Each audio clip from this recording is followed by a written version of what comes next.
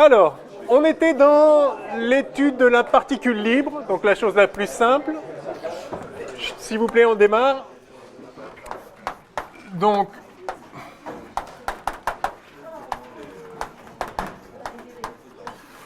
c'était le grand 1, la particule libre. Donc, on avait donné le Hamiltonien correspondant à une particule libre. C'était simplement H égale P2 sur 2M. Hein, ce qui est l'équivalent en classique de E égale eh bien, P2 sur 2M, hein, c'est-à-dire 1,5 de MV2, si P égale MV. Et on avait écrit donc l'équation de Schrödinger associée. Alors bien évidemment, l'équation de Schrödinger s'écrit, alors comme vous le savez, IH bar D sur DT, bon pardon, enfin oui, IH bar D sur DT de psi égale H psi. Et puis on avait résolu cette équation pour les états stationnaires. On l'a fait un peu vite en représentation R et en représentation P. Je pense qu'il y a une chose, j'étais peut-être allé un peu vite, c'était pas super clair. C'est qu'est-ce qu'on entend par état stationnaire. Enfin, on l'avait déjà commenté. L'état stationnaire, on appelle comme ça les états propres du Hamiltonien. Donc, j'y reviens très rapidement. Les états propres du Hamiltonien, par définition, ce sont les états tels que H psi égale E psi. Je note E, la valeur propre associée, parce que ça a la dimension d'une énergie, et il se trouve que ça va être l'énergie du système. Alors peut-être pour être un peu plus explicite, je vais noter psi indice E ici. Ça, c'est l'état propre qui a pour valeur propre E. D'accord ? Alors, quand on dit qu'on a ici des états stationnaires, il faut faire attention à la terminologie. Bien évidemment, psi va dépendre du temps malgré tout, puisque I h bar d sur dt égale h psi. Donc finalement, I h bar d sur dt de psi e est égal à E psi e. D'accord ? Donc ces états propres dépendent du temps en vrai. Donc ils sont stationnaires dans un sens particulier qu'on avait déjà évoqué, qui est que ça s'intègre trivialement, ça ne dépend pas du temps. Hein, donc vous avez ici, en fait, psi indice E de t. Hop, ça dépend du temps, puisque sa dérivée par rapport au temps n'est pas nulle. Donc ce n'est pas stationnaire au sens standard. Psi E de t, il suffit d'intégrer ça, hein, d psi E sur psi E égale, etc. Donc vous prenez l'exponentielle. Et donc ça fait E puissance moins I E t sur h bar, psi E de 0. D'accord ? Donc quand on dit qu'on a un état stationnaire, il n'est pas stationnaire au sens ordinaire, mais vous voyez, ce qui dépend du temps, c'est sa phase. Or, une phase, changer la phase d'un vecteur ne change pas l'état physique correspondant, puisque ça lui donne les mêmes probabilités d'avoir le même type d'évolution possible, de donner lieu au même résultat de mesure, quelle que soit la grandeur mesurée, etc. Donc, il faut faire attention. État stationnaire, c'est un état qui évolue dans le temps de cette façon-là. Cette phase n'est pas physique quand on a un état comme ça, enfin, elle ne change pas l'état physique, mais si vous faites une combinaison linéaire d'états propres du Hamiltonien, alors les phases vont évoluer à des rythmes différents, à des pulsations oméga égale E sur h bar différentes. Et donc, pour une combinaison linéaire, ce terme-là, il n'est pas anodin.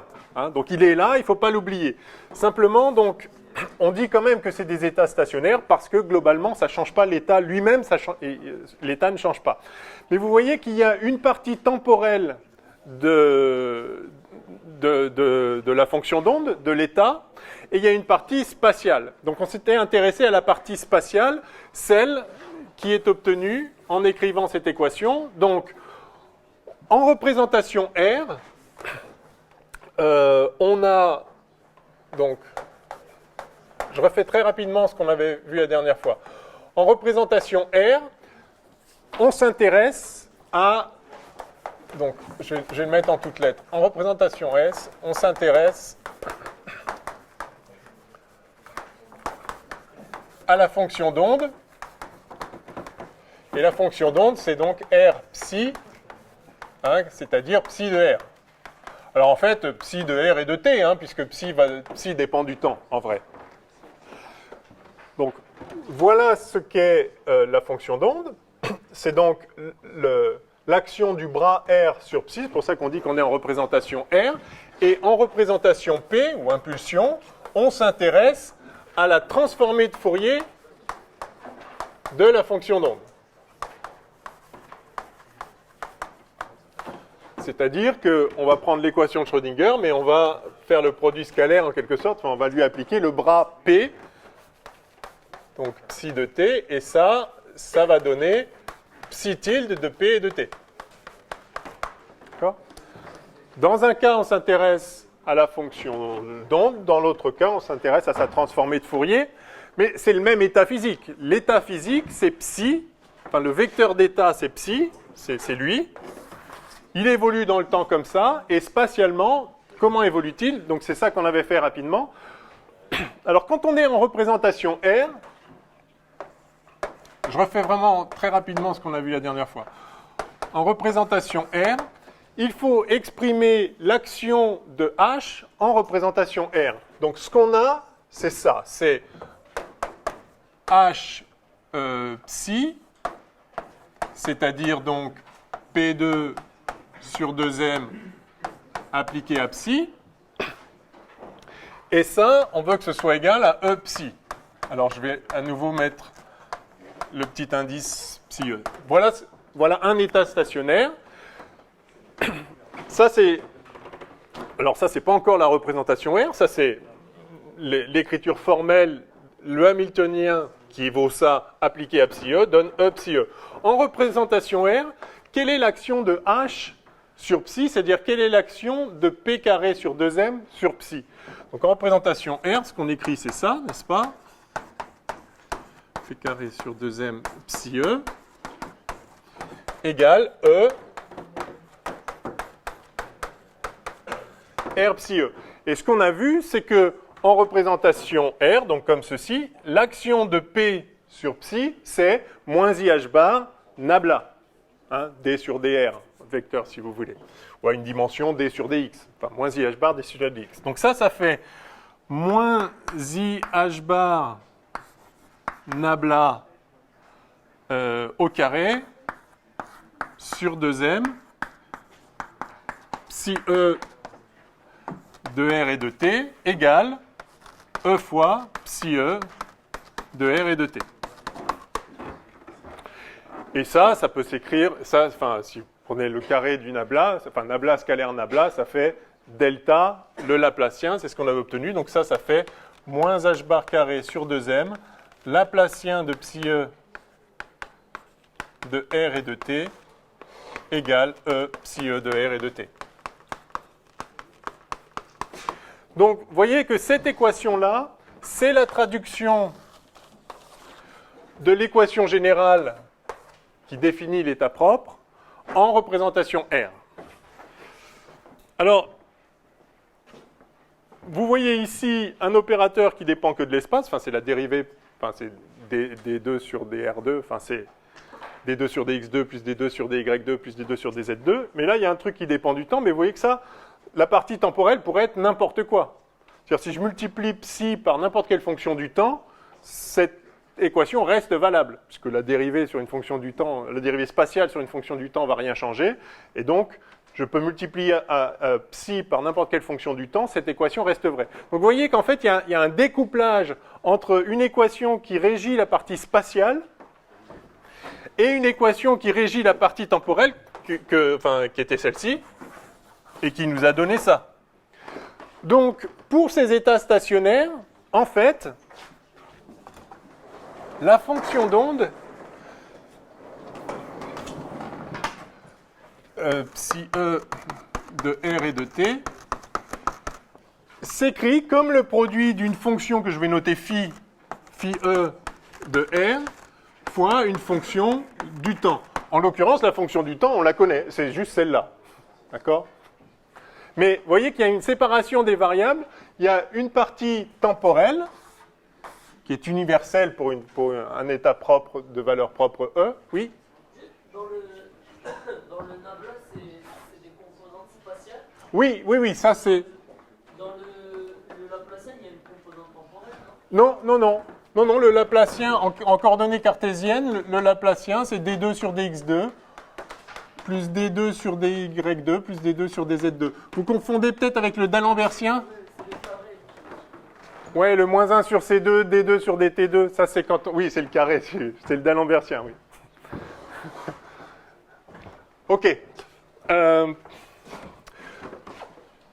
Alors ça doit vous rappeler, quand on a des ondes stationnaires, quand vous résolvez l'équation d'onde, vous cherchez des ondes stationnaires.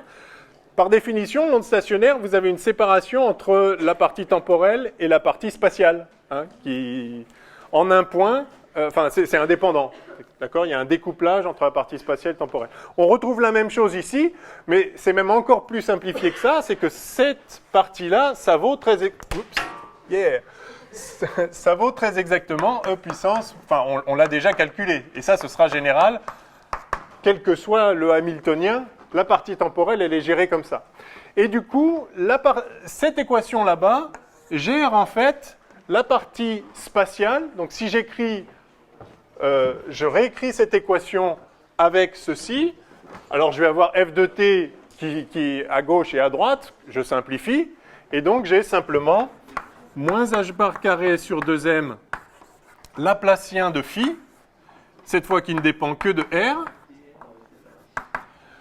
égale E phi de R. D'accord ? Alors ça, sur la partie spatiale, c'est ce qu'on appelle parfois l'équation de Schrödinger indépendante du temps. C'est une façon de parler qui n'est pas forcément formidable. Je vous la note quand même parce que vous verrez ça dans des exos, vous entendrez peut-être parler de ça. Donc ça, c'est l'équation de Schrödinger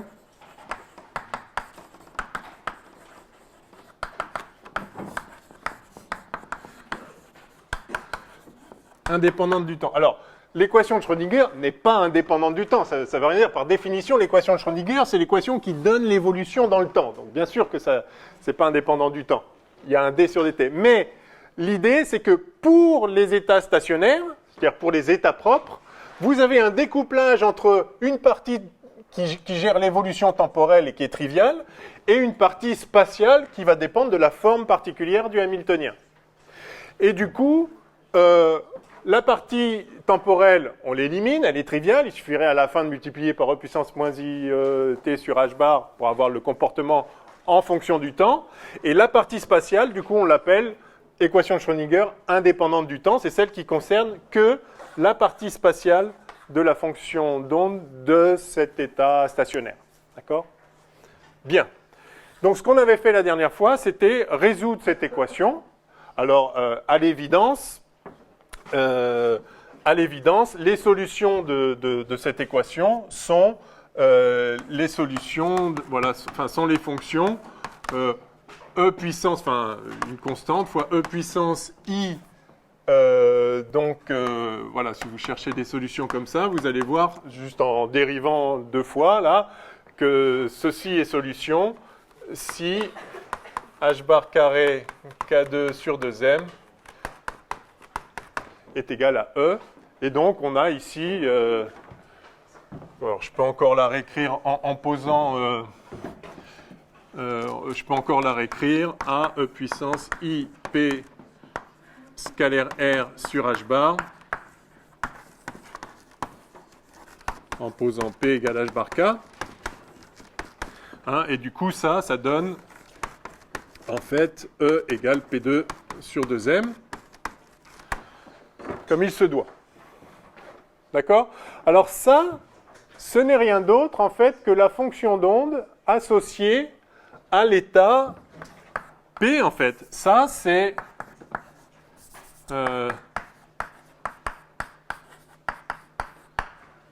c'est le quête généralisé P. Alors vous voyez que malheureusement c'est pas une fonction de carré sommable ça.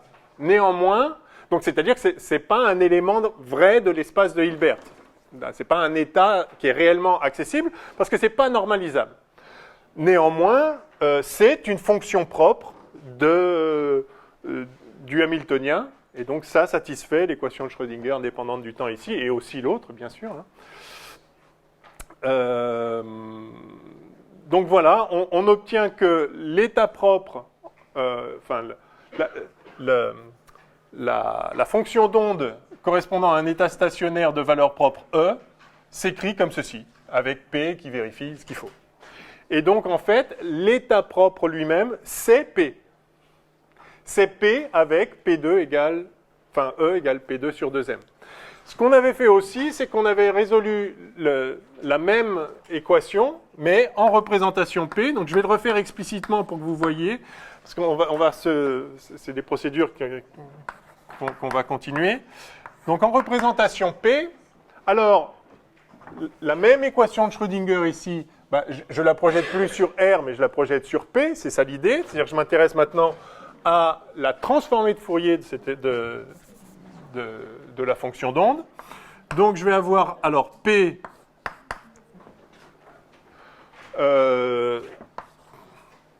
alors pour n'importe quel P, peut-être je vais l'appeler P'. Je vais l'appeler P', tiens. Quel que soit P', ou je l'appelle P. Allez, P'. Quel que soit P', j'ai P', P2 sur 2M psi, qui doit être égal à E fois P psi. P', justement, psi. D'accord?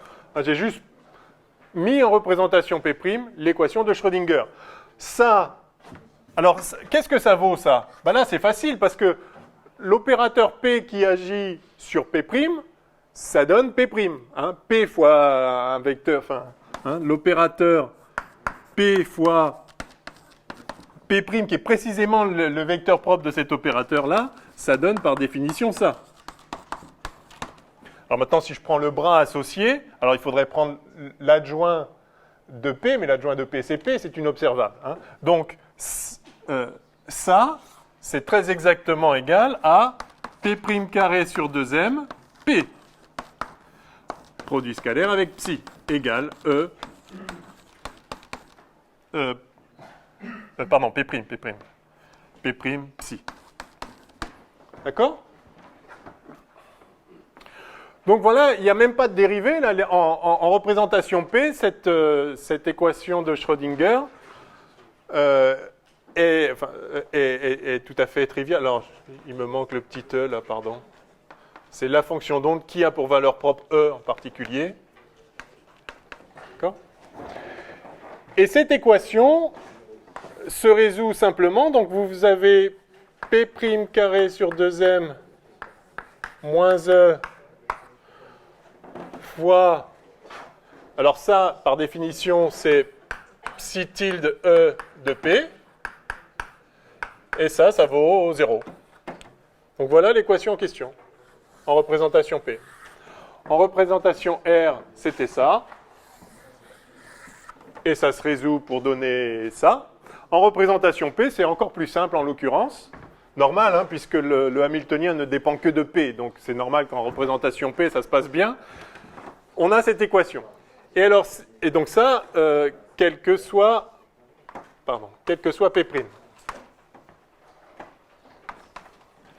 Alors cette équation n'a pas de solution en termes de fonction, mais a une solution en termes de distribution.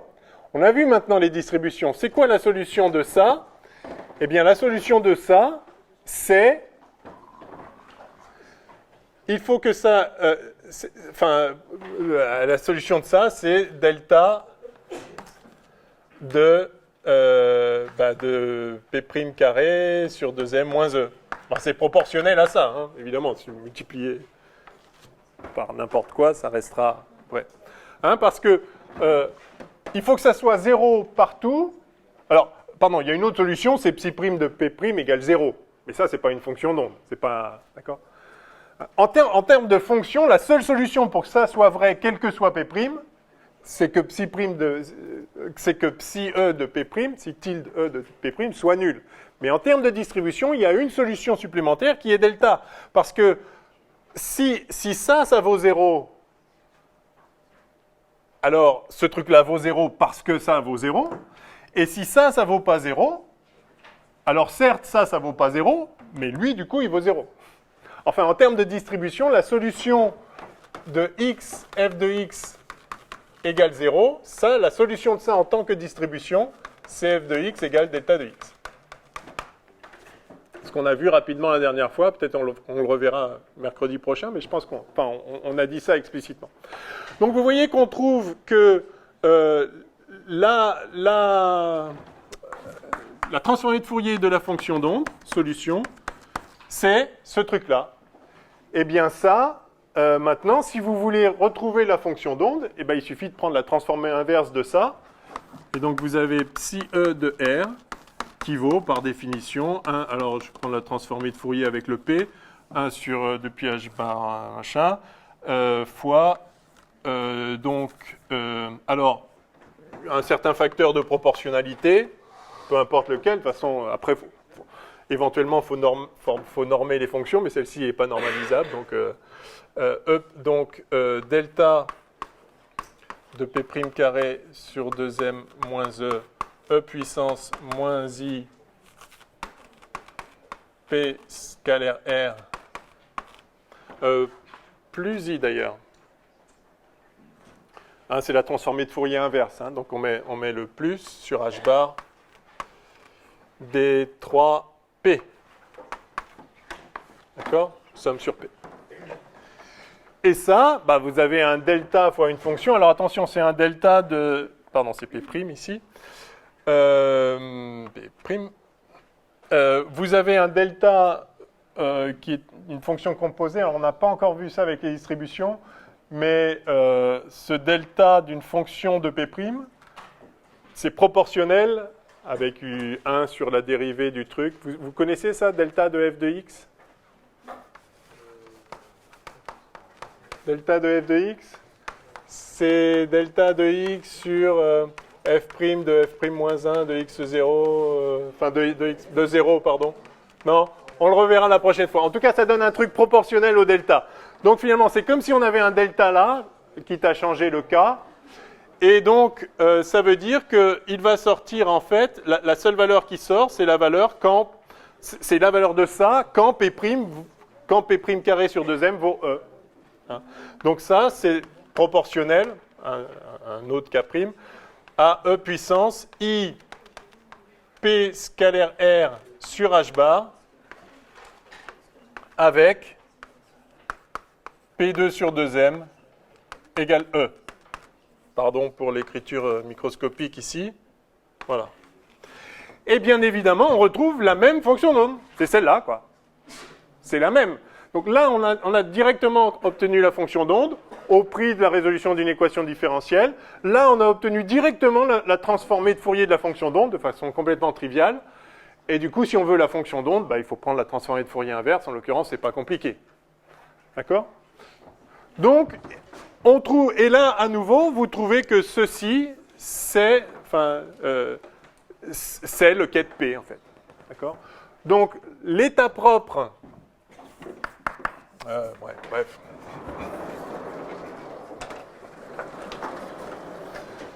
L'état propre du Hamiltonien, en l'occurrence,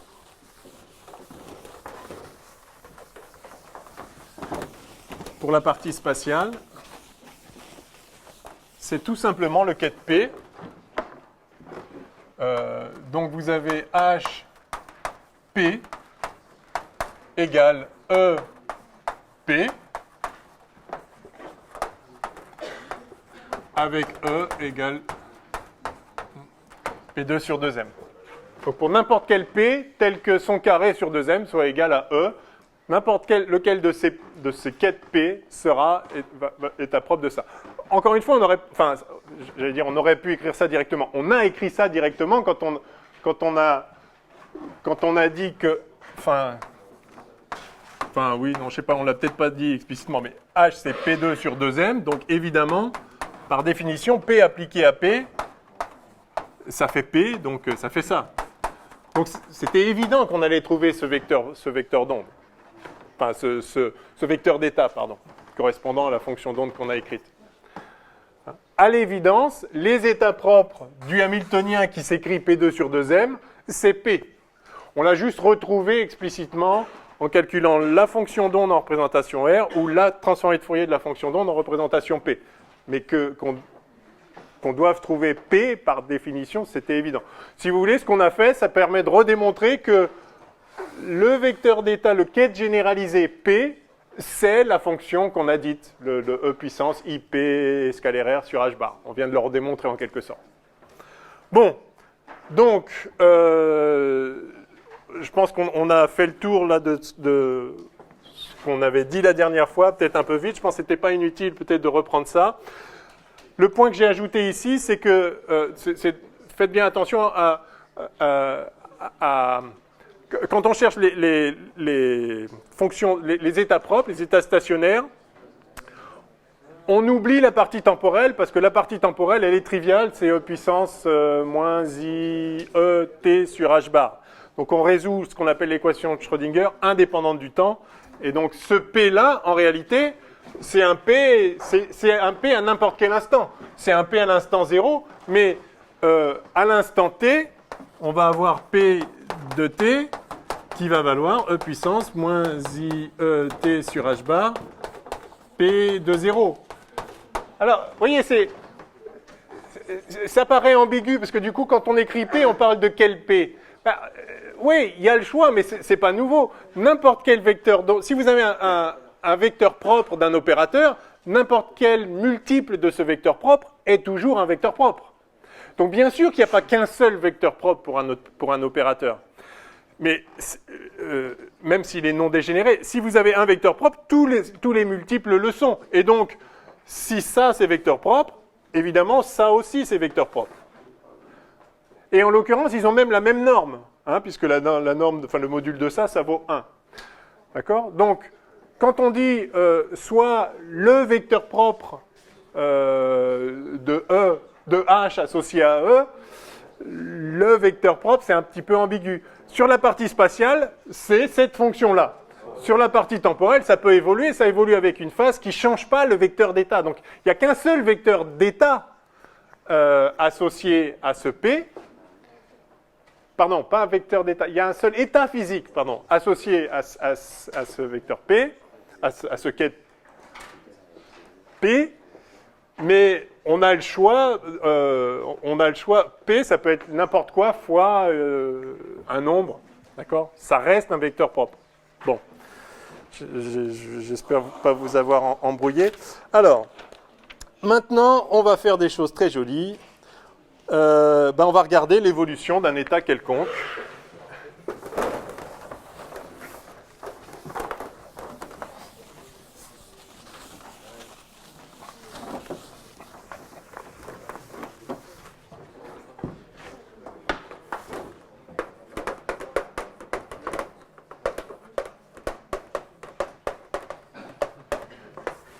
Alors, est-ce que c'est bien un petit 3 ?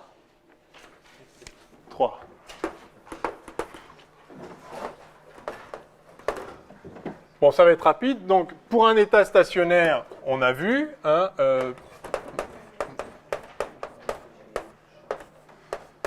psi E de t égale E puissance moins IET sur H bar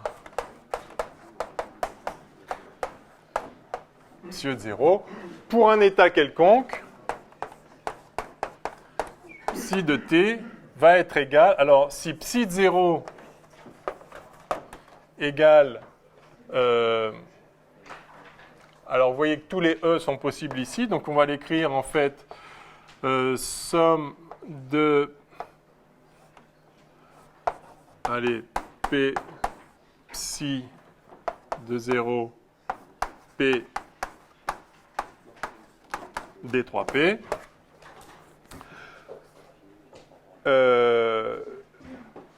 Donc ça, c'est juste un nombre. En l'occurrence, c'est psi 0 tilde de P. Et ça, on sait comment ça évolue. Ça évolue avec le puissance qui va bien. Donc en fait, on a psi de T. Hein, vous voyez ce que j'ai fait? J'ai développé l'état sur les états propres de E. Ça, c'est un des psi E de T. Et donc, psi de T, ça va simplement être égal, du coup, à psi 0 tilde de P fois E puissance moins I P2 sur 2m h bar T, hein, donc E T sur h bar, P, dP, D3P. Voilà. Donc ça, c'est l'évolution d'un état quelconque. Bien.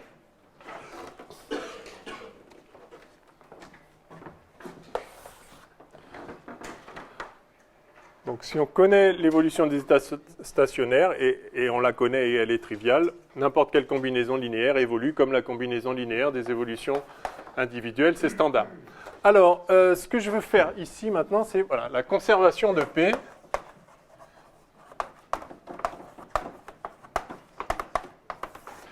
La conservation de la quantité de mouvement, de l'impulsion, eh bien c'est complètement évident parce que le Hamiltonien commute avec P dans ce cas-là. Vous vous rappelez le théorème général qu'on a démontré proprement il y a plusieurs semaines, qui nous dit que en valeur moyenne, alors donc conservation de P, je vais mettre des guillemets, enfin allez, je ne mets pas les guillemets, mais ça veut dire conservation de P en moyenne. Donc les états physiques n'ont pas tous une valeur de P bien définie. Les seuls qui ont une valeur de P bien définie, c'est les quêtes P. Ils ont la valeur P comme impulsion. Les autres, bah, c'est une combinaison linéaire, et si je fais une mesure, bah, j'ai une certaine probabilité, exactement celle-là, enfin module de ça au carré, d'obtenir P ou un P ou un autre. D'accord ? Par contre, la moyenne de P, quand on est dans l'état psi, vous vous rappelez que c'est psi, à l'instant t, l'opérateur P, psi, à l'instant t.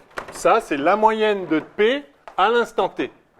Et ce qu'on a montré de façon complètement générale, c'est que pour n'importe quel opérateur, n'importe quelle grandeur physique, n'importe quel observable G, on a vu que la moyenne de G à l'instant t, dérivée par rapport au temps, d sur dt de G1, était égale à,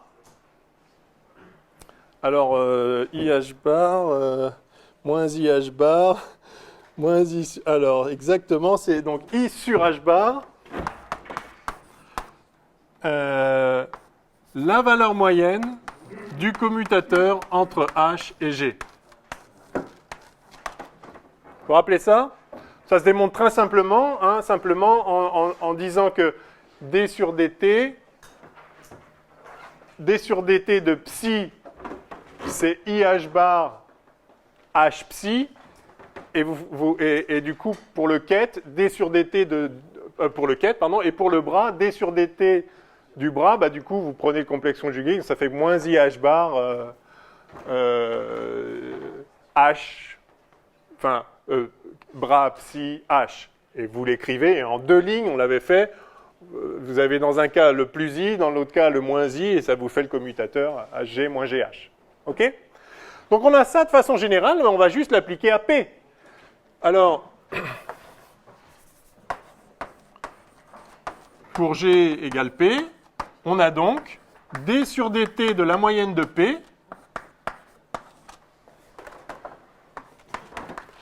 qui est égal à I sur H bar, la moyenne de l'opérateur H, du commutateur HP pris sur l'état psi. Mais ça vaut évidemment 0, puisque H, c'est P2 sur 2M.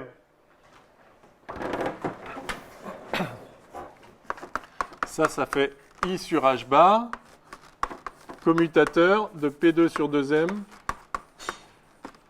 P.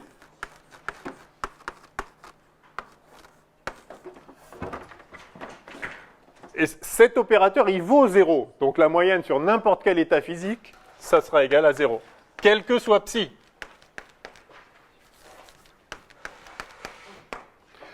Eh bien voilà, on vient de montrer que pour une particule libre, dont le Hamiltonien c'est P2 sur 2M, à l'évidence, le Hamiltonien commute avec P, puisque le Hamiltonien c'est P, enfin c'est P carré, donc P commute avec lui-même bien sûr.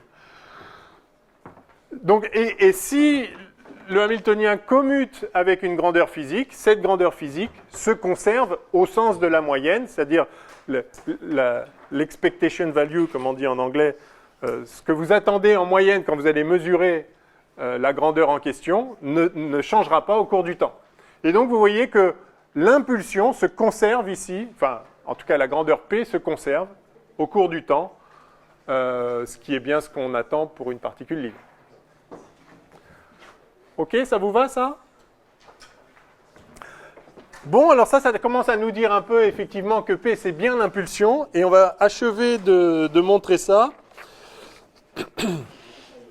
en étudiant maintenant l'évolution de la position du système. Alors, allez. Cinquièmement,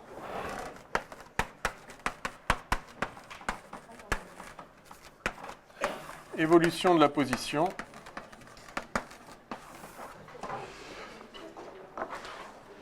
C'est pareil, cette fois je vais calculer l'évolution non plus de la valeur moyenne de P, mais de la valeur moyenne de l'opérateur R, l'opérateur position. Hein?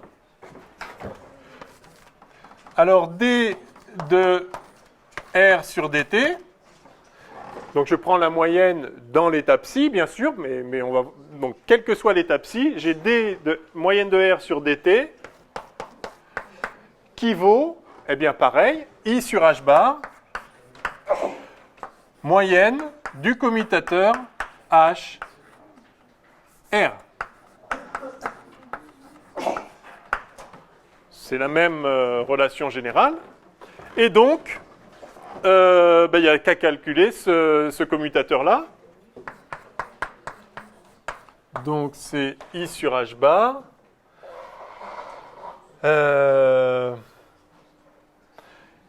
Eh bien, P, donc, alors je vais écrire P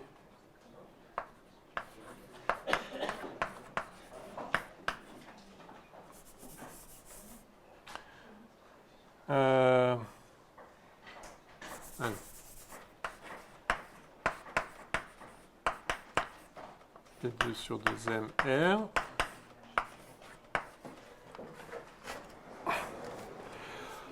Alors là,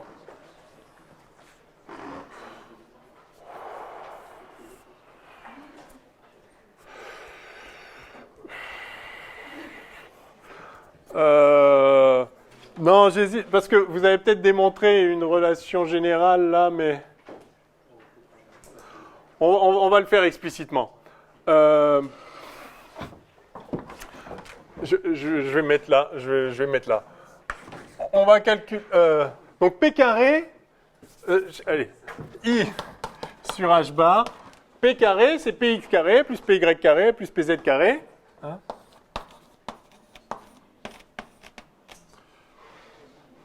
Je vais mettre le deuxième ici, I sur 2m H bar, Px carré R,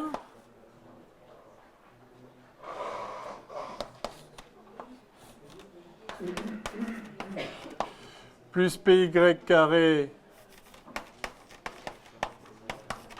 R, plus Pz carré R, ok? Moyenne, jusque-là ça va. Px carré, alors R, c'est le vecteur, c'est l'opérateur qui a, enfin, c'est un vecteur d'opérateur qui a pour première composante x, pour deuxième y, pour troisième z. Ce qu'on a vu, c'est que Px ne commute pas avec x, mais Px commute avec y et avec z. Hein, parce que Px, c'est la dérivée, enfin, c'est moins i h bar d sur dx, ça commute évidemment avec y et avec z. Donc, je vais m'occuper du premier terme. Px carré R, bon, je vais juste calculer le commutateur. Px carré R, ça, allez non, ça c'est Px carré X, valeur moyenne. Yes? Et Px carré X, en commutateur, ça fait donc, par définition, ça fait Px carré X moins X Px carré.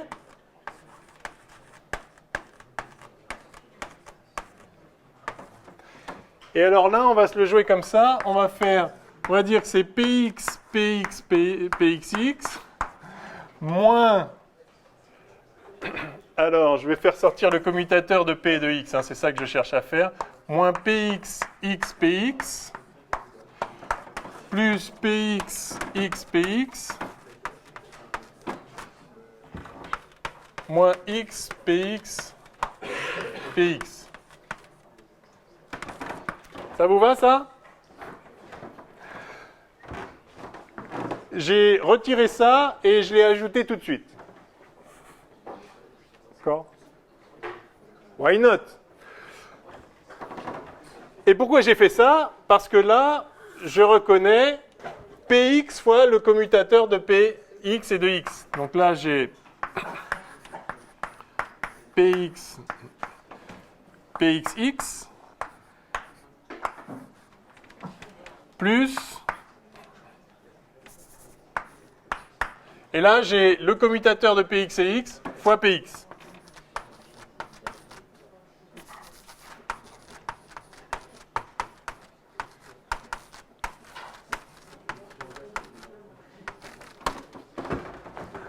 Sur une feuille de papier, ça prend 2 secondes. Au tableau, c'est toujours compliqué parce qu'il faut s'assurer que tout va bien, on n'a pas de recul. Enfin, d'accord, j'ai juste écrit ça. Donc, vous voyez ici Px fois le commutateur de Px et de x. Et là, vous avez le commutateur de Px et de x fois Px. Mais le commutateur de Px et de x, ça vaut quoi? Alors ça, j'espère que vous savez, hein. Ça vaut quoi, ça? Ça vaut IH bar. Donc ça vaut moins IH bar.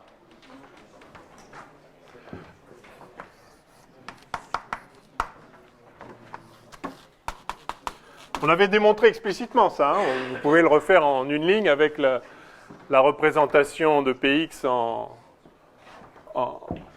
représentation x, en représentation position, qui vaut moins IH bar d sur dx. Eh bien, donc ça, finalement, c'est égal à moins 2 IH bar Px, moyenne de Px. Waouh! Vous le voyez venir, là? Ça, c'était le premier terme. Après, j'ai le même avec y et le même avec z. Par conséquent, finalement, la dérivée... Donc ça, c'est la composante suivant x. Hein. Oui, j'ai fait sortir le ux quelque part.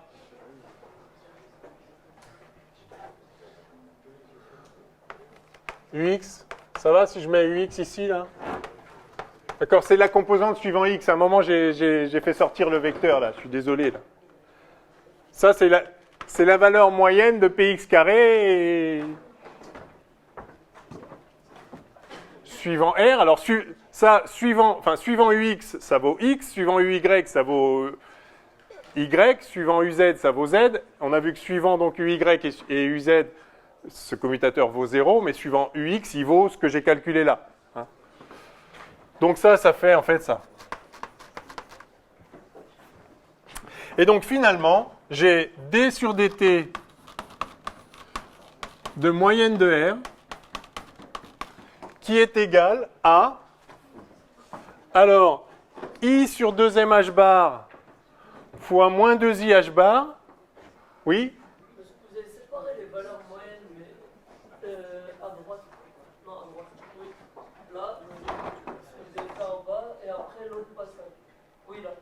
La somme de valeurs moyennes et la valeur moyenne des sommes, c'est pas la même chose. Ah bon? Bah si. La somme d'une valeur moyenne ou la valeur moyenne des sommes, ah si, ça c'est pareil. La valeur moyenne, c'est...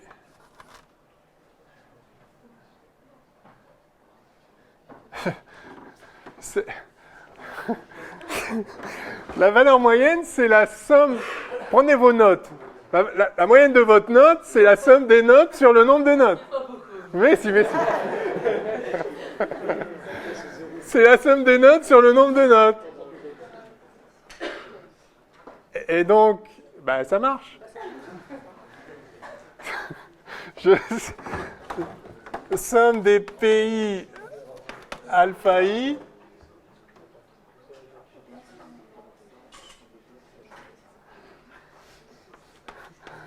plus somme des PJ bêta J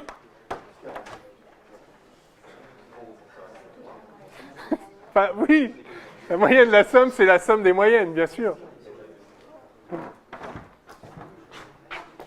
C'est linéaire, la moyenne, c'est linéaire. Vous faites une somme et vous divisez par le nombre total. C'est linéaire. Enfin, c'est la somme des probas fois la valeur.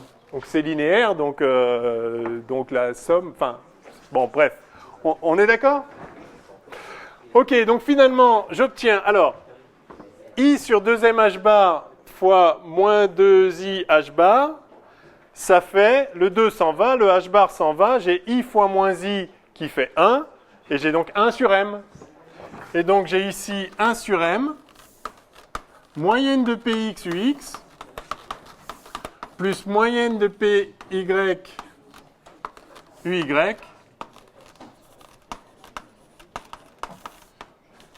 plus moyenne de Pz,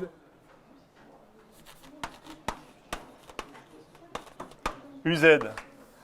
C'est pas beau ça?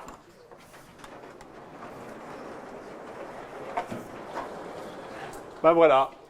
On a enfin montré que P était l'impulsion.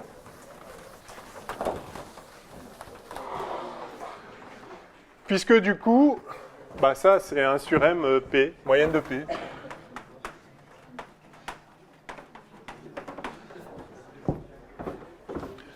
Voilà. Donc ce qu'on vient de montrer ensemble, là, c'est que d sur dt de la position, alors de la moyenne attendue de la position si on la mesure, égale 1 sur m moyenne de p. Ou si vous préférez, p égale m dr sur dt. Donc le p qu'on a introduit dès le départ, là, en disant que ce serait l'impulsion, mais il fallait avoir un peu confiance.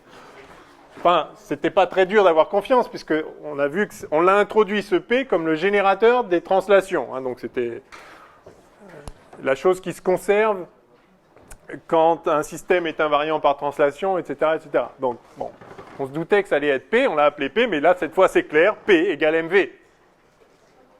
Ce P-là, alors évidemment, au niveau quantique, encore une fois, P, c'est pas une grandeur qui est bien définie dans chaque état. C'est bien défini dans, en fait, aucun état. Enfin, en principe, que les états propres, mais on a même vu que dans le cas particulier de P, les états propres, ils sont pas vraiment dans l'espace. C'est-à-dire qu'il n'est pas possible d'avoir une localisation parfaite parce que la fonction d'onde, localisation parfaite en impulsion, parce que la fonction d'onde correspondante n'est pas normalisable.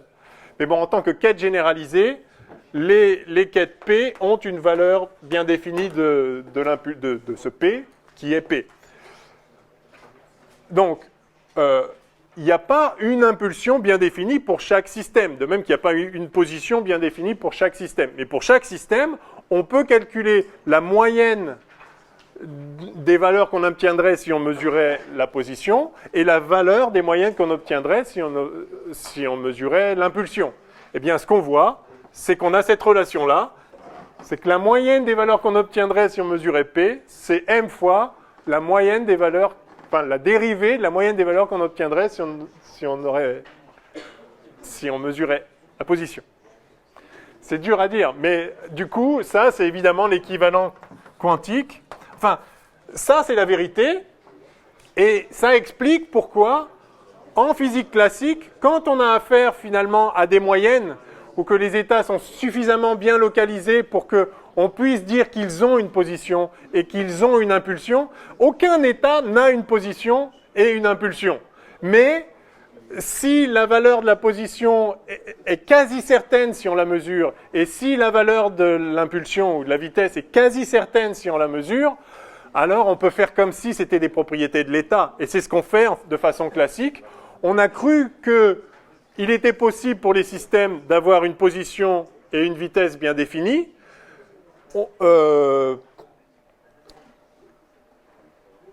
Alors que ce n'est pas vrai en vertu de ce qu'on a vu, c'est que sigma R, sigma P, ça c'est plus grand que h bar sur 2. D'accord, le fameux principe d'indétermination. Mais h bar est tellement petit qu'effectivement, il est possible pour un système d'avoir une position quasiment parfaitement bien définie et une impulsion parfaitement quasiment bien définie. Donc, dans toutes les circonstances où ce quasiment parfaitement bien défini peut être assimilé à bien défini, alors parler de P, parler de la moyenne de P ou de la valeur de P du système, c'est pareil. Le système n'a pas de valeur de P. Mais si vous êtes quasi sûr de trouver toujours la même chose quand vous le mesurez, bah, vous pouvez dire que le système a cette valeur-là. C'est ça qui se passe. Le monde classique, c'est un monde dans lequel les objets, à l'échelle où on regarde, c'est-à-dire en oubliant les 10-30 à 10-34 près, à l'échelle où on regarde, il semble que les systèmes auxquels on a affaire, dans notre interaction ordinaire avec le monde, ont une position bien définie, ont une vitesse bien définie. En réalité, ces positions et ces vitesses ne sont que la valeur moyenne de ce qu'on attend si on fait la mesure. Et ce qui est vrai fondamentalement en physique quantique, c'est que la valeur moyenne de ce qu'on attend quand on fait les mesures, pour la position et l'impulsion, sont reliées par cette équation-là. Et donc, à chaque fois qu'un système peut être considéré comme quasiment ayant une position et une impulsion bien définies, on aura cette relation-là, et donc on aura la relation P égale mv. Mais c'est ça qui est la conséquence de ça. La vérité, c'est ça, et donc quand ça représente bien le système à coup sûr, ou quasi à coup sûr, alors on peut très bien oublier qu'en vrai c'est quantique, et faire comme s'il y avait une position bien définie, une vitesse bien définie, une impulsion, et qu'on aurait ça. Ok ? Donc voilà qui justifie pleinement maintenant que l'impulsion P, enfin l'opérateur P soit l'opérateur impulsion. Donc si on résume cette étude de la particule libre, en classique, ce qu'on croyait être vrai, c'est que on a une énergie qui vaut P2 sur 2m. On a une équation du mouvement qui est dp sur dt égale 0, puisque par définition, particule libre, la force est nulle. Donc ça, c'est Newton. E égale P2 sur 2m, dp sur dt égale 0. Et si on résout l'équation du mouvement, on trouve R de t égale R de 0 plus mvt. C'est-à-dire, en fait, dr sur dt, pardon, mdr sur dt égale p. Et en quantique, ce qui est en fait la vérité sur les systèmes, il n'y a pas d'énergie au sens propre, il y a un opérateur énergie, qu'on appelle hamiltonien, qui s'écrit P carré sur 2m avec un opérateur P, qui est l'opérateur qu'on a appelé impulsion en vertu de cette analogie, qui agit sur l'espace des états de position. Et son action fait que, en moyenne, on a d'une part, où est-ce que c'est dp sur dt, on l'a effacé, dp sur dt. Bon, enfin, on avait trouvé en moyenne d de la moyenne de p sur dt égale 0. Et par ailleurs, on vient de voir, donc c'est plutôt celle-là, qu'en moyenne, P, c'est M, D de la moyenne de R sur dt. Et de la même façon, si on écrit R, la moyenne de R en fonction du temps, bah ça, il suffit d'intégrer cette équation, et on trouve que c'est la moyenne de R à l'instant 0, plus moyenne de P sur M, fois T, qui est juste l'intégrale de l'équation du dessus. Voilà, donc la particule libre, en réalité, voilà ce que c'est le hamiltonien, enfin les états propres qu'on a calculés. Et le comportement en moyenne redonne le résultat classique. Bon, alors, ça a été un peu plus long que je pensais. Alors on va tout de suite aller dans la la particule soumise à un potentiel. Alors,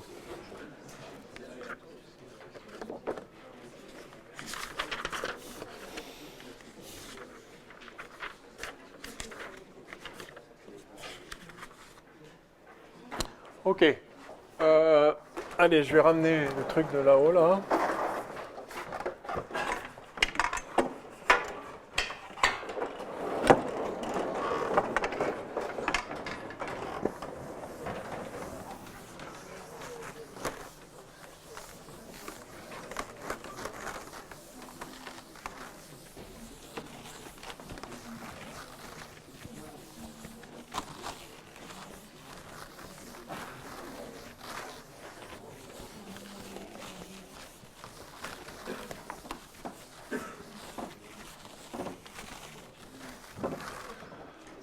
Alors, grand 2,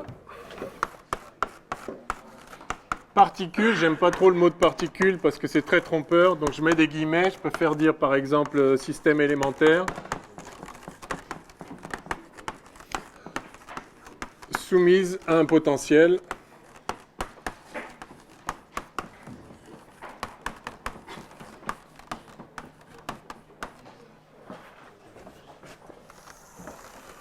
Donc elle est plus libre maintenant, en plus du terme cinétique P2 sur 2M, 1,5 de MV2 si vous voulez, dans l'énergie, il va y avoir un terme d'énergie potentielle. Alors, encore une fois, on part de ce qu'on sait en classique,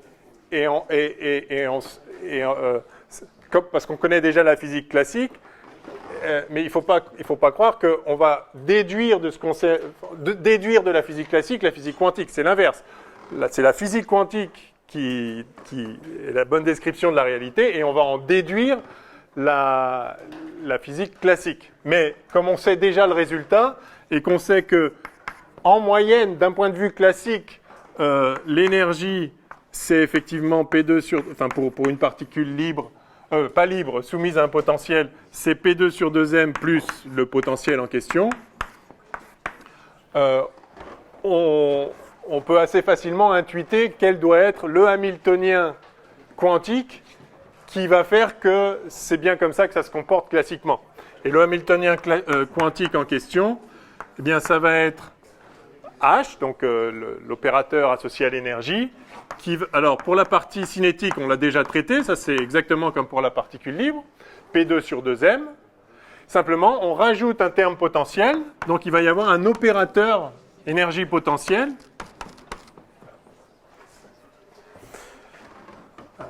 avec les guillemets nécessaires. Hein. Alors, on va voir comment se traduit ce V. Donc, on va regarder ce que donne ce Hamiltonien. Alors, en fait, donc, je vous montre l'analogie parce qu'elle est évidente, mais ce qu'on fait, en fait, c'est qu'on a vu la particule libre, on a vu que P était constant pour cette particule libre, et la raison pour laquelle dP sur dt est égal à 0, c'est que P commutait avec le Hamiltonien. Hein. Je vous rappelle, D valeur moyenne de G sur dt, c'est I sur H bar, HG. Donc, moyenne. Donc, tout à l'heure, P était constant parce que H commutait avec P. Là, on va ajouter un terme qui ne commute pas avec P. Donc, ce sera plus vrai maintenant. P va plus se conserver maintenant. D'accord? Parce qu'on ajoute ce terme-là. Bien, alors voyons ce qui se passe. Alors, on va commencer par écrire l'équation de Schrödinger.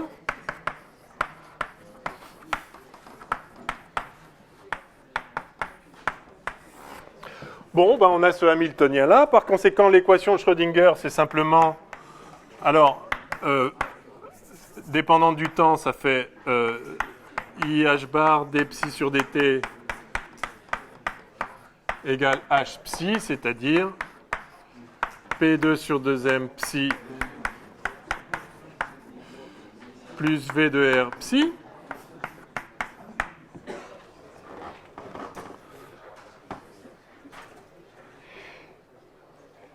Et on va chercher les états stationnaires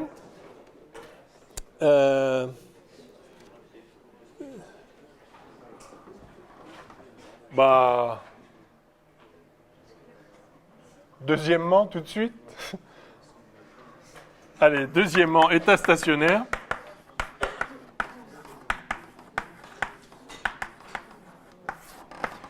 Vous pouvez mettre le hamiltonien dans le 1, il sera un peu moins ridicule. Bien, alors les états stationnaires, ce sont donc les états psi, je vais indicer par E, psi E, tel que H psi E est égal à E fois psi E. Donc ce sont les états propres associés à la valeur propre E, exactement comme tout à l'heure. Et donc ici, on va avoir P2 sur 2M psi E plus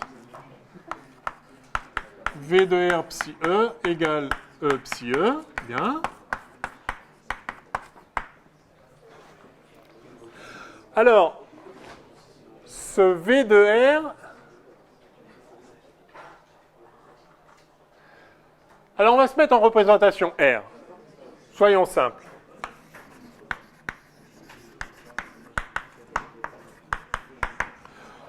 Parce que cette partie va être triviale en représentation R, et celle-là, on l'a déjà traitée. Donc, en représentation R, on a R H psi E qui va valoir E R psi E, c'est-à-dire E fois psi E de R. Alors, psi E de R et de T, on va s'intéresser à l'équation ne dépendant pas du temps. Hein, tout simplement parce qu'on sait déjà, la partie temporelle, on peut séparer ce que je vais expliquer tout à l'heure, on peut séparer la partie spatiale et la partie temporelle. La partie temporelle évolue en E puissance moins I E T sur H bar, donc ce n'est pas un problème. Donc l'équation de Schrödinger indépendante du temps, ça donne, alors ça vous rappelez, ça donne moins H bar carré sur 2M delta, Laplacien, d'accord, de psi E. Alors, plus, ça donne quoi?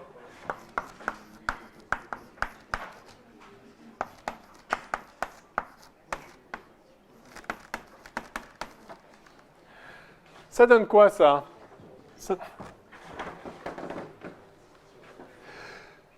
V de R, c'est quelque chose qui ne dépend que de R. Appliqué à R, ça donne V de R. D'accord? Donc en fait, bon, je vais quand même écrire une ligne de plus.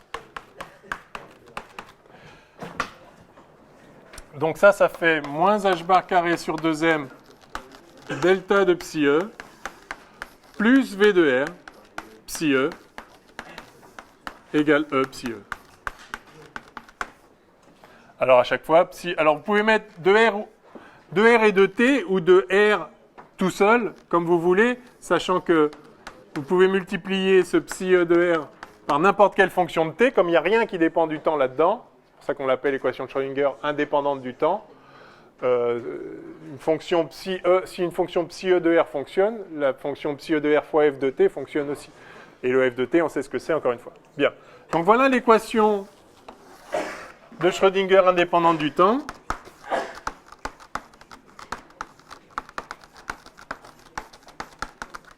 Associée à la particule dans le potentiel V. Alors évidemment, maintenant, tout dépend de la forme de V. Donc on va voir des cas particuliers. Donc c'est une équation, voilà, tout ce qu'il y a de standard, une équation ici avec des dérivées secondes. Mais si vous connaissez V, en principe, vous pouvez résoudre cette équation. Et puis voilà, et puis le problème est terminé. Une fois que vous avez résolu l'équation de Schrödinger pour les états stationnaires, vous pouvez faire évoluer n'importe quel état. Donc c'est très très simple. Hein. Conceptuellement, vous avez l'équation de Schrödinger qui vous dit comment évoluent les systèmes. Pour la résoudre, vous cherchez les états stationnaires et une fois que vous les avez, vous exprimez n'importe quel état comme une combinaison linéaire de ces états stationnaires. Et puis voilà. Alors, je ne vais pas résoudre dans le cas général ça, puisque ça dépend de la forme de V, bien sûr, cette équation différentielle. On fera des cas particuliers après, mais avant ça, je vais vous montrer ce qu'on peut faire, ce qu'on peut dire de façon complètement générale, indépendamment de V. Alors, allons-y.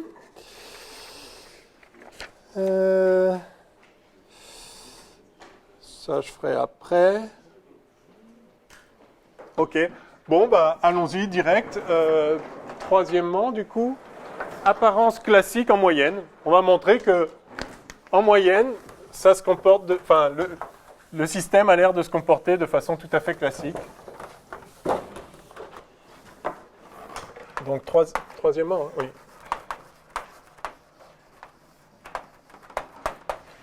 Apparence classique en moyenne, au sens où on a dit, hein, c'est la moyenne de ce qu'on obtiendrait si on faisait les mesures correspondantes sur une infinité de systèmes qui sont les mêmes. Donc, en pratique, évidemment, ça ne se fait pas comme ça. Alors, premièrement, position. Alors, j'ai un peu prévu de faire d'abord à 1D, puis à 3D. Est-ce qu'on essaye de gagner du temps ?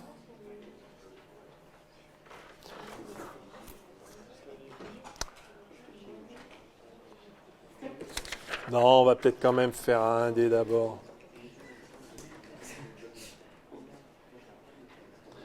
Allez, de toute façon, c'est quasi... Alors, 1D.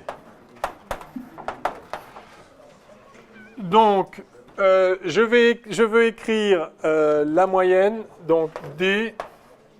Ah, si je fais directement. Allez, 3D. Donc, comment évolue la position ? D de moyenne de R sur dt. Eh bien, ça, c'est I sur H bar. H, R, pardon, moyenne de HR commutateur. Et HR commutateur, ça vaut quoi? Eh bien, alors là, c'est très simple, ça vaut exactement comme tout à l'heure. Pourquoi? Parce que ça fait I sur H bar, moyenne de P2 sur 2M R, plus, si on est d'accord que la somme des moyennes, c'est la moyenne de la somme, I sur H bar de V de R, R.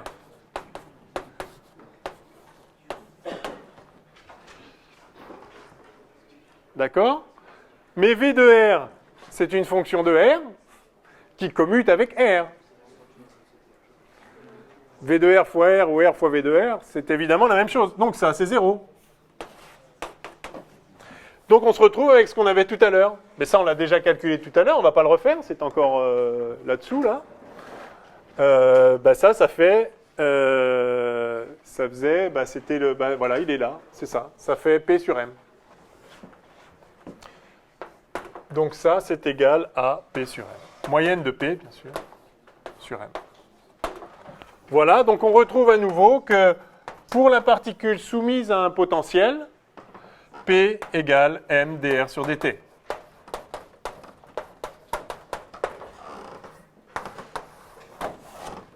Oui. Ok, donc particule libre ou pas libre, c'est toujours pareil. Maintenant, on va regarder l'évolution de l'impulsion.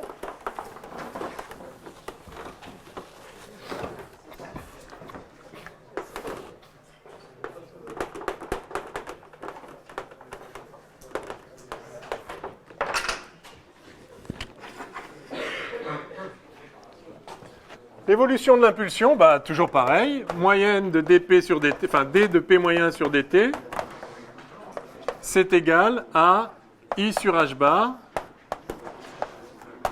moyenne du commutateur entre H et P.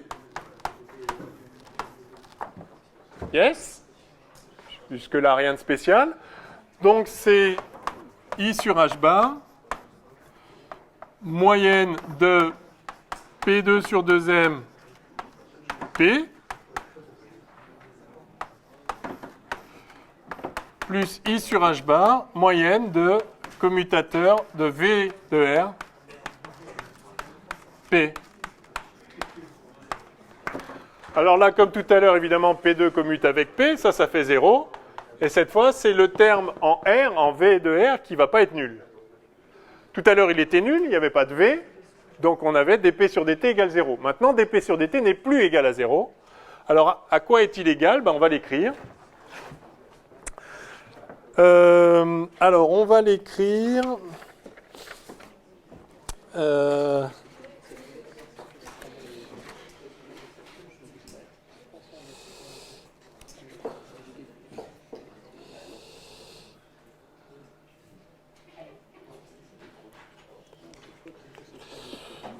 Alors, on va le faire astucieusement si possible.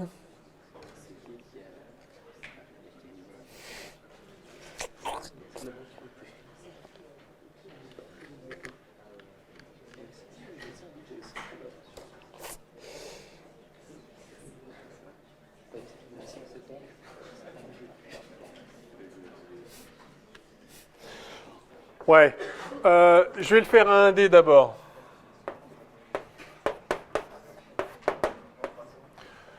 Juste pour que la manipulation soit plus évidente.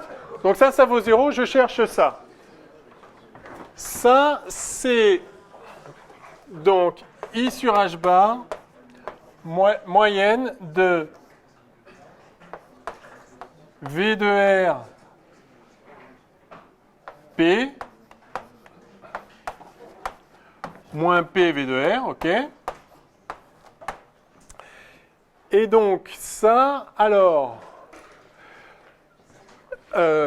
pardon, j'ai dit que je me mets en X. Je me mets à une dimension. Et là, juste je veux essayer de bien m'y prendre.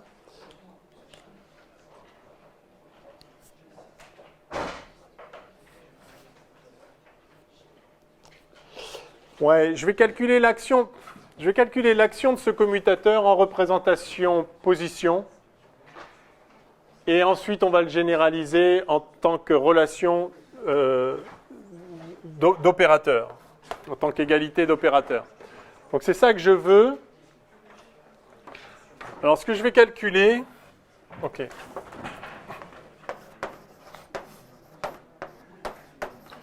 Calculons d'abord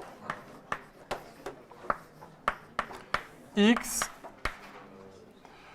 donc v de x, x, appliqué à psi. Vous voyez, ça c'est donc l'action du commutateur sur psi. Cette valeur moyenne, hein, vous êtes d'accord, c'est psi fois le commutateur fois psi. Donc c'est l'action du commutateur sur psi, et après on produit scalaire avec psi. Donc je vais calculer l'action du commutateur. C'est un P, bien sûr. Px, excusez-moi. Je vais calculer l'action du commutateur sur psi en représentation x. Donc ça donne quoi? C'est égal à...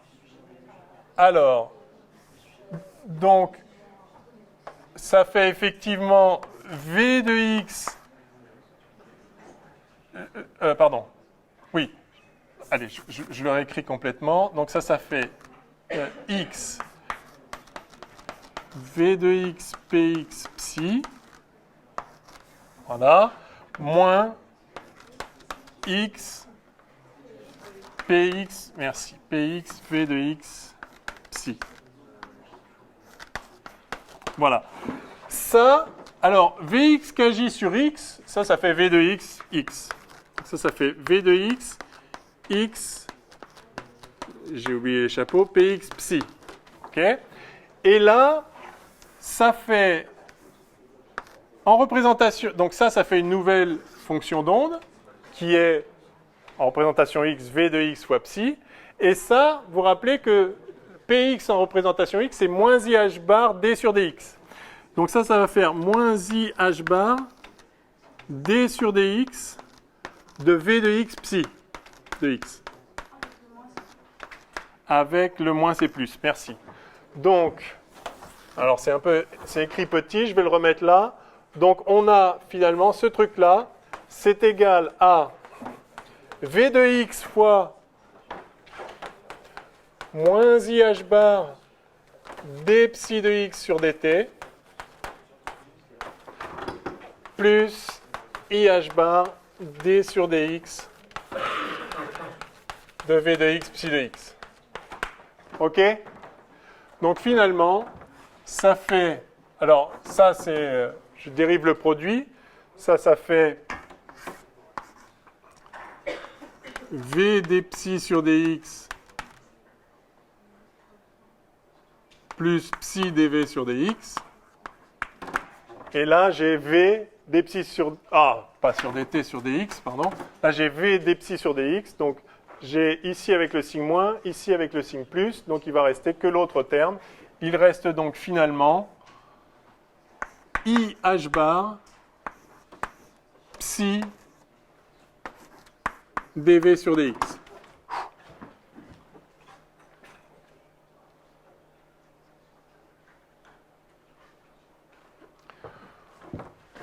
Autrement dit, donc,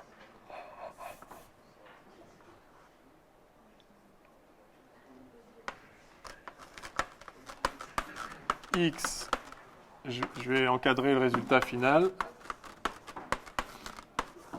Ça, appliqué à psi, c'est égal à IH bar d sur dx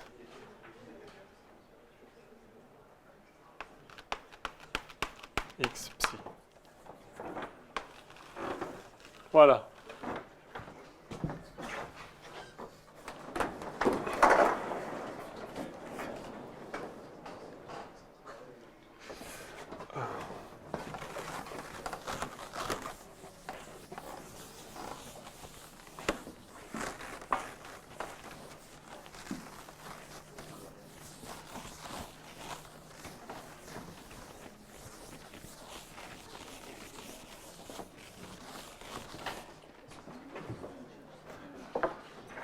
OK, et bien maintenant, on va appliquer ça à psi complet. Donc, ce que je veux maintenant, c'est psi, c'est la moyenne de, c'est I sur H bar, la moyenne de V de R, enfin de V de XP. Donc, psi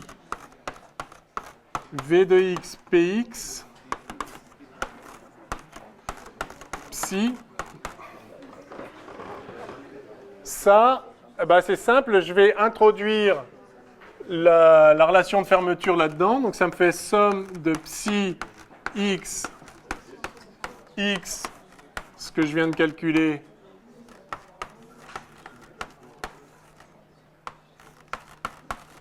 ça, dx, l'infini à plus l'infini. Et donc ça me fait somme de psi étoile de x, c'est le complexe conjugué de x psi, fois ce truc-là, IH bar,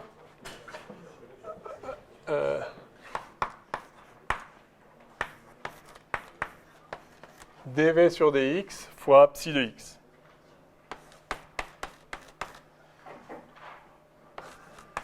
Dx. OK?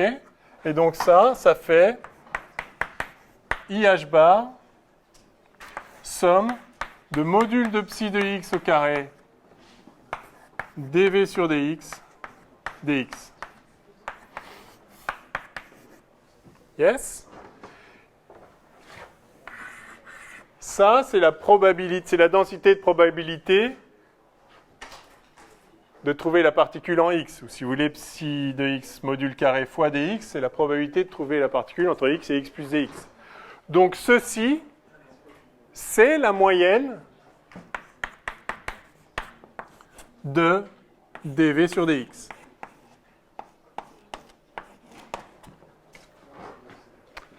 Voilà, eh bien c'est quasiment terminé, puisque maintenant... Alors, il faut reprendre... Je vais réécrire la ligne de là-haut. Donc on a vu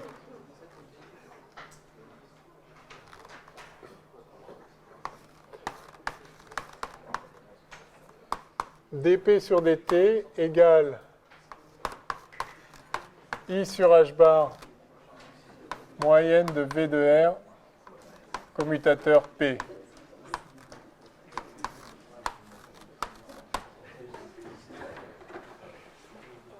Alors ce commutateur, à 1D, il vaut IH bar dV sur dx, donc sur la direction x.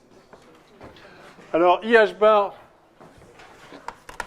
fois I sur H bar, ça fait moins, ça fait moins 1, tout simplement. IH bar fois I sur H bar, ça fait moins 1, donc ça fait moins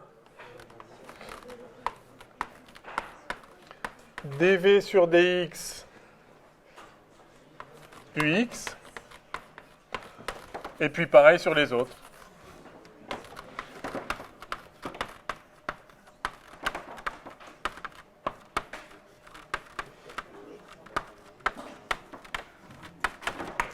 C'est pas beau ça? C'est magnifique quand même.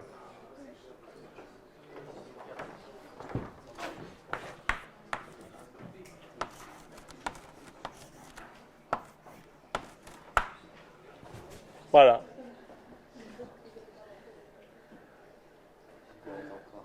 Ça vous laisse muet, ça. Muet d'admiration. dP sur dt égale moins gradient de V. Tout se passe comme s'il y avait une force qui était moins le gradient de V. C'est quand même fort. Alors, en moyenne, la dérivée de la valeur moyenne de l'impulsion, si on la mesurait sur une infinité de systèmes identiques, est égale à moins la moyenne de la dérivée spatiale, enfin du gradient de la fonction potentielle. Donc, il y a l'air d'y avoir une force. Mais vous voyez qu'on n'a mis aucune force dans le système. On a mis un potentiel. Il n'y a pas de notion de force en physique quantique. Il y a des notions d'interaction, si on veut. Il n'y a pas de notion de force au sens dP sur dt égale somme des forces. Il n'y a pas... Enfin, vous voyez, j'ai pas mis un opérateur force, que j'ai essayé de quantifier un opérateur force. Il n'y a pas de notion de force. Mais la notion de force, elle apparaît quand on regarde ce qui se passe sur l'évolution de la quantité de mouvement. L'évolution de la position, c'est la vitesse égale P sur M. Enfin, D de la position, la moyenne de la position sur dt égale P sur M. Et l'évolution de la quantité de mouvement, enfin de l'impulsion, c'est dP sur dt, en moyenne, dP sur dt égale moins gradient de V. Donc ça, c'est le rôle, joue le rôle d'une force en physique classique.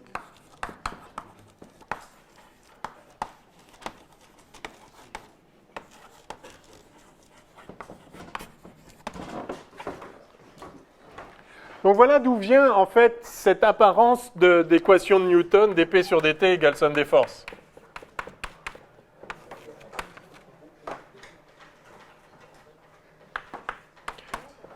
Il faut y mettre des guillemets parce qu'en réalité, il n'y a pas de force, il n'y a pas d'impulsion bien définie pour les systèmes.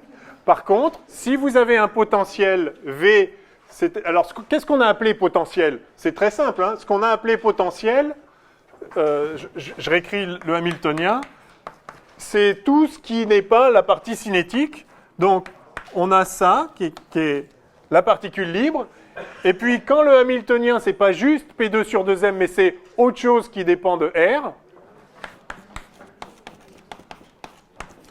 cette autre chose, on l'appelle potentiel.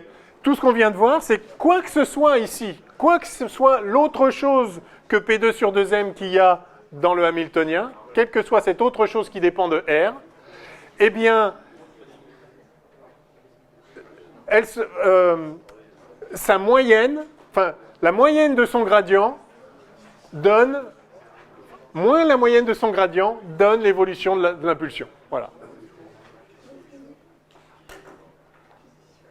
Donc, soit il n'y a que ça, soit il n'y a pas que ça. S'il n'y a pas que ça, le gradient de ça, moins le gradient de ça a l'air d'être une force. Enfin, classiquement, ça a l'air de faire une force. OK? Alors, il ne nous reste plus qu'un quart d'heure. C'était bien essayé, quand même. Bon, vous êtes sûr?